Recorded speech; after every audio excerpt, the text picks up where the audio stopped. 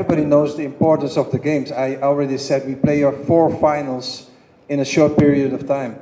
Well, what I told you before, my goal is to qualify, of course, for the World Cup. So the first 2 matches are very, very important.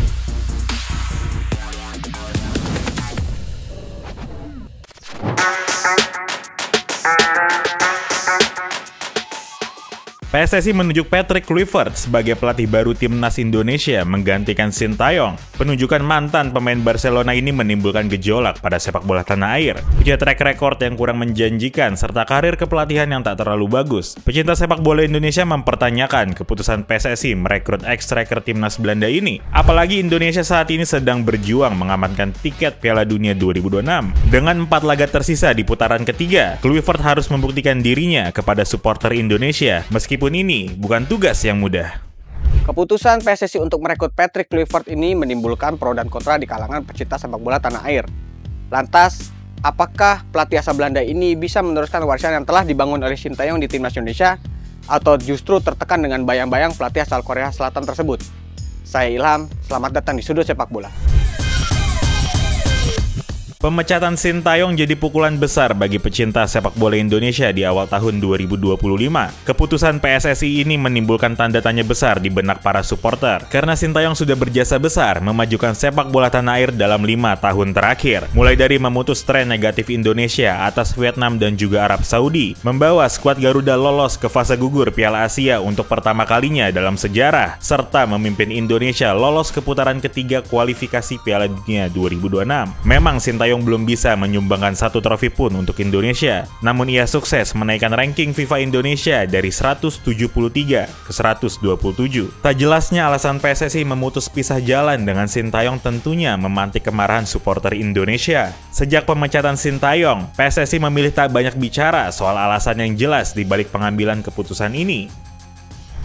Ya yang pasti sama lah sama yang lain, kaget ya tiba-tiba kenapa dipecat, tiba-tiba nggak ada angin, nggak ada hujan. Terus yang jadi heran kan akhirnya ya udahlah, oke dipecat, cuman alasan dari pemecatan itu kan nggak jelas kan sampai sekarang gitu. Publik sepak bola masih belum tahu bagaimana Sintayong itu dipecat, apakah benar masalah ruang ganti yang selama ini dibesar-besarkan atau emang karena gagal di AFF. Itu kan tidak ada parameter yang jelas terhadap pemecatan itu. Iya, dari dulu kan teman-teman udah pasti tahu lah, komunikasi PSSI kan nggak baik kan, nggak ada PR yang baik yang mengelola komunikasi PSSI. Ketika zaman dulu gagal di U20 terus ada karangan bunga penyemangat, buat apa gitu loh. Artinya komunikasi politis ini yang dibangun sebenarnya bukan untuk mencerdaskan teman-teman supporter gitu, cuman itu memotong aja informasinya itu. Oh ya udah, karena pemain dengan Sintayong ada friksi sehingga kayak gini, jadi teman-teman itu nggak dapat informasi yang jelas, dan sangat disayangkan kalau PSSI terus seperti itu ya ke depannya. Kenapa teman-teman netizen bisa nyerang pemain kan karena emang komunikasi PSSI yang nggak oke kan. Seolah-olah kan dari kemarin kan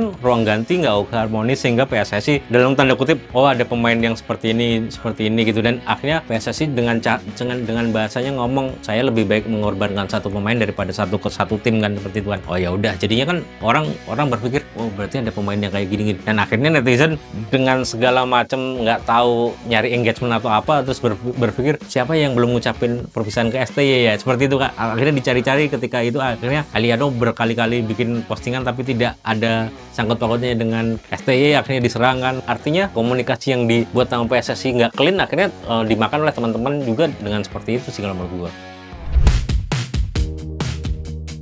Kemarahan publik semakin menjadi-jadi ketika nama Patrick Kluivert resmi menggantikan Sintayong. Pelatih asal Belanda itu belum punya portofolio yang membanggakan dalam karir kepelatihannya, sehingga masyarakat Indonesia mempertanyakan kualitas Kluivert. Belum lagi rekam jejak buruknya di luar lapangan. PSSI sendiri tetap bungkam terhadap semua kemarahan yang dilemparkan oleh publik yang semakin membuktikan buruknya komunikasi PSSI. Meski demikian, Kluivert menegaskan dirinya siap memimpin skuad Garuda. Walaupun tak menerima sambutan positif dari masyarakat Indonesia, pelatih asal Belanda itu percaya diri bisa mengimplementasikan strategi yang baik untuk timnas Indonesia. Kluivert juga berjanji akan mengeluarkan kemampuan terbaik para pemain agar dapat meraih hasil positif bersama skuad Garuda.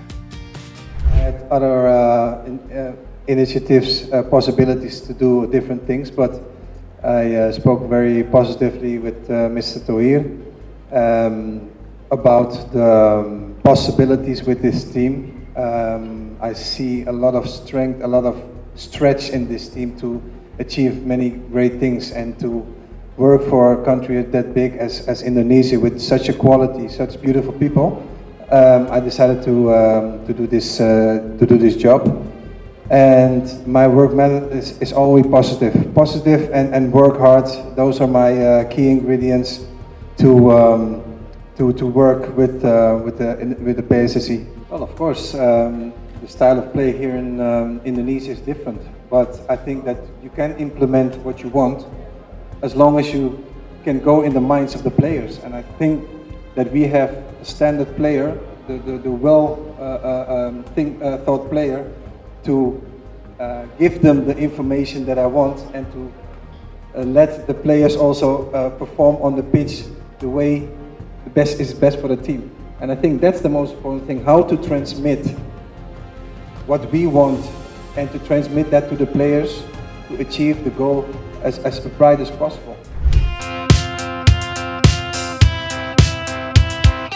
Optimisme Kluivert dalam mengemban tugas berat bersama timnas Indonesia harus diapresiasi para supporter. Meski tak menerima sambutan yang baik dari masyarakat Indonesia, Kluivert percaya Indonesia dihuni oleh orang-orang yang ramah. Supporter sepak bola Indonesia sendiri harus bisa melupakan masa kejayaan Sintayong dan beralih memberikan dukungan kepada Kluivert. Pasalnya belum diketahui apa yang bisa diberikan sang pelatih kepada Indonesia, karena keputusan PSSI menunjuk Kluivert pasti telah melalui pertimbangan yang matang.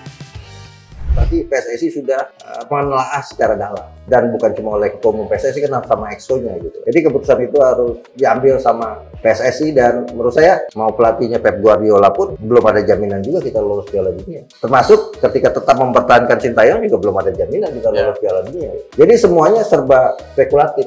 Kalau menurut gue emang cuma kurikulum kita sih. Tetap ntar ngejawantain taktik di lapangan ya pelatih itu. Bisa nggak dia ngeracik itu. Kayak kalau gue inget kan ketika Sintayong ditunjuk itu kan ketika kita sedang cinta-cintanya dengan Luis Milla kan. Terus si Simon gagal, akhirnya ditunjuk pemilihan pelatih segala macam, akhirnya diumumkan Sintayong kan. Dan dulu kan publik nggak percaya siapa dia gitu-gitu. Dan ternyata akhirnya Sintayong jadi seperti itu kan. Ya gue berharap sih ketika kita underestimate terhadap pelatih Kluivert, si Patricknya bisa nunjukin, oh gue bisa kok ngelolosin lo ke Piala Dunia.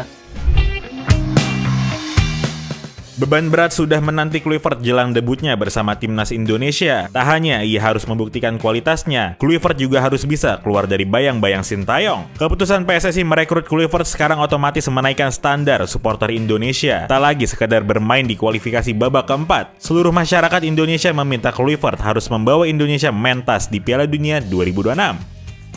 Harapannya lolos Piala Dunia sebenarnya, jujur ya harapannya. Cuman dalam hati kecil gue kemarin itu STI itu bisa lolos untuk round 4 sepertinya gitu. Nah begitu ke Kluivert ini diadepin ke Piala Dunia, benar nggak sih dia bisa lolosin kita ke Piala Dunia gitu. Cuman kan artinya ya mau nggak mau tetap ketika lo berani ngambil resiko seperti itu ya lo harus berani lolosin Indonesia ke Piala Dunia sih mau nggak mau gitu. Nggak ada proses sekarang, harus menang lawan, paling nggak harus poin di Australia minimal itu sih kalau menurut gue. Kalau gue ya, kalau gue pribadi harus poin di Australia karena ketika menang lawan Arab kan euforianya lumayan kan teman-teman. Terus ketika ada kasus seperti ini, gue nggak tahu harmonisasi timnas bisa pulih secepat itu apa enggak sih, karena kalau emang oke lah kita abaikan apa namanya ruang ganti, friksi dan segala macam yang kemarin-kemarin ya, kalau harmonisasinya cepet oke dengan pelatih baru, gue pikir semoga hasil positif dituai di Australia sih. Yang pasti beban sih buat pelatih Kluivert ya, dan kalau Kluivert udah diberikan seperti itu dan dia mau ya udah, mau nggak mau ya harus dihadepin gitu loh. Kalau gue ngeliat teman-teman Ultras Garuda dan La Grande kan dia bilang kan ya udah nggak butuh proses, sekarang tinggal tunjukin lu bisa lolosin kita ke Piala Dunia apa enggak. Ya, seperti yang saya katakan tadi di awal adalah siapapun yang menggantikan Sintayong, beban pertamanya adalah dia harus keluar dari bayang-bayang Sintayong. Itu pasti, karena pastinya publik kita 5 tahun ditangani Sintayong ini kan pelatih yang paling lama sepanjang sejarah Indonesia menangani tim nasional Indonesia. Ya kan 5 tahun. Sama halnya dengan Arsene Wenger, sama dengan Alex Ferguson ya paling lama. Pasti punya peninggalan-peninggalan yang sulit dilupakan oleh penggemar sepak bola Indonesia dan pasti akan selalu dibanding-bandingkan. Jadi pelatih ini harus keluar dari bayang-bayang Sintayong. Itu yang pertama. Yang kedua, ya harus menunjukkan prestasi. Kalau enggak ya selesai, gitu kan. Kontraknya kalau nggak salah pelatih baru ini 2 tahun, masa perpanjangan kontrak 2 tahun ke depan. Jadi ya menurut saya adaptasi ya. Tapi tim nasional senior saya pikir sudah tidak boleh lagi bicara soal proses. Tim nasional senior ini yang saya kritisi ya. Lain U16, U19 itu bicara proses. Tapi kalau tim nasional Indonesia senior itu sudah bicara target. Dan ini sebuah kebanggaan karena legasinya pelatih itu trofi. Bukan ranking FIFA. Nah ini yang harus dibalik. Kita kalau mau main ranking FIFA mau nyampe 9 besar itu kita nggak usah ikut turnamen, kita lawan aja lawan-lawan, kita cari lawan-lawan yang peringkatnya di atas kita, yang masih bisa kita kalahkan untuk misalnya masuk 100 besar dunia. Bisa itu, kita mainkan itu aja, uji coba aja terus dengan lawan-lawan yang mungkin kita kalahkan, misalnya Macedonia. Nah, ada potensi kita kalahkan, kita ketemu gitu kan. Jadi kalau ukuran ranking FIFA itu bukan ukuran tuh, karena ranking FIFA dengan sendirinya akan berjalan dan naik kalau timnya berprestasi. Jadi fokusnya ke depan adalah raih prestasi, bukan raih ranking FIFA. Ekspektasi masyarakat yang besar terhadap Kluivert untuk membawa Indonesia mentas di Piala Dunia 2026 jelas bukan tugas yang mudah. Meski demikian, Kluivert menegaskan dirinya pede bisa membawa Indonesia meraih hasil positif di laga debutnya, di mana ia akan menunggangi skuad Garuda menghadapi Australia dan juga Bahrain di kualifikasi Piala Dunia 2026 ronde ketiga pada bulan Maret nanti. I build it up in two pieces. The first piece is to impact and to have results. Everybody knows that we're playing 4 games, 4 finals, and we want to achieve what we want to achieve. And after that, it's to build and to implement. But first, the most important thing is to have result and impact. Well, that's what I said. You have to build and implement the way we are going to train, the way we want to achieve the goals that we want to achieve. Also, the under 23 is also very important because in 2 years we play also the Olympics. So there's a lot of things to be done. I'm very committed and my team is very committed to achieve every goal. And that's the mindset that we need to have all together. Well, what I told you before, my goal is to qualify, of course, for the World Cup. So the first 2 matches are very, very important. We need to, to be directly sharp against Australia. And after against Bahrain, we need to be as well very sharp. So from the first 2 games, I love to have at least 4 points in the pocket. We go, of course, for 6 points, but we need to respect also the opponent. Everybody knows the importance of the games. I already said we play our 4 finals in a short period of time.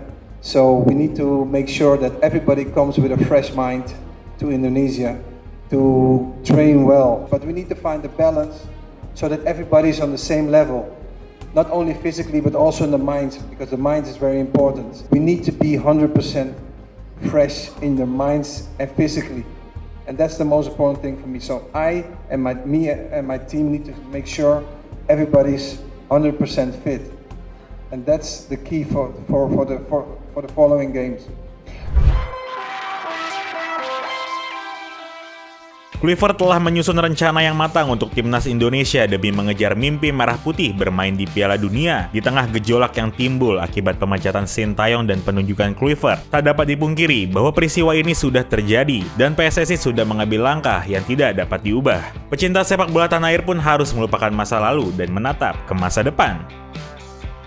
Ya, itu hak PSSI ya, itu federasi menentukan pelatih, itu hak dia untuk memutuskan atau itu. Cuman cara etika sih nggak bijak kalau menurut gua. Maksudnya lu ibaratnya lu bos karyawan lu performanya baik-baik aja tiba-tiba lu pecat tanpa alasan yang nggak jelas. Ya menurut gua secara etika sih nggak adil. Cuman secara itu emang diperbolehkan ya federasi memecat. Ya udah kan gua yang punya hak federasinya dan mereka berdasarkan rapat exco juga kan katanya kan ya udah gitu. Jadi menurut gua ya udahlah itu pemecatan itu emang sudah terjadi, kita natap ke depannya kan. Sekarang kan akhirnya supporter seperti itu kan yang sempat kecewa kan ya udahlah mau gimana lagi orang federasi yang punya hak. Ya harapan kita sepak bola kita ini semakin maju tentunya, semakin berprestasi. Dan yang paling penting adalah bahwa semua pecinta sepak bola Indonesia harus memberikan dukungan total terhadap langkah-langkah untuk menuju prestasi. Harus kita ambil hikmah dari perjalanan Sintayong, kemudian ke depan ada Kluivert katanya, ada PSSI juga di sana. Yang paling penting yang perlu digarisbawahi adalah tidak ada yang abadi semua. Semua ada eranya, semua ada zamannya. Jadi kita harus move on. Sehingga jangan kemudian kita meratapi masa lalu, tapi kita lupa untuk menyongsong masa depan. Dan tugas PSSI adalah bagaimana menggapai masa depan, bukan kemudian berkutat di dialektika soal Sintayong terus. Jadi menurut saya sekarang ke depan kita tidak lagi bicara soal Sintayong dengan sejarah dan respek yang kita berikan, tapi kita ke depan harus berpikir bagaimana tim nasional kita ini bergerak lebih progresif lagi. Kehadiran Kluivert diharapkan membawa perubahan besar pada sepak bola Indonesia, baik dari segi strategi dan taktik maupun gaya permainan. Tugas besar akan diemban Kluivert di tengah kesedihan masyarakat Indonesia yang masih belum bisa melupakan kontribusi Sintayong untuk sepak bola tanah air. Meski penunjukan Patrick Kluivert ini menimbulkan gejolak yang besar di kalangan pecinta sepak bola tanah air, namun kita tidak bisa terus-menerus tenggelam dalam masa lalu bersama Sintayong. Mari kita dukung Patrick Kluivert agar ia bisa membawa skuad Garuda terbang tinggi dan semakin mendunia. Saya Ilham, sampai jumpa di episode selanjutnya.